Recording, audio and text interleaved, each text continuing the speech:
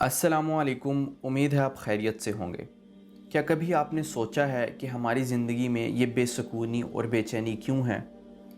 ये हमारे गुनाहों की वजह से होती है। क्योंकि अभी मैं आप लोगों के सामने कुछ गुनाह ज़िक्र करने वाला हूँ और उनके जो नताइज और नुकसानात होते हैं वो भी ज़िक्र करने वाला हूँ।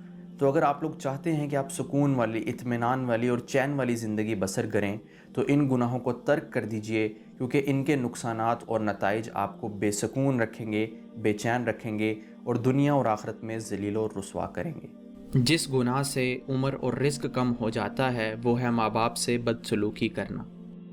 जिस गुनाह से इंसान पर लानत होती है वो है झूठ बोलना। जिस गुनाह से दुनिया में ही पकड़ हो जाती है वो है जुल्म करना।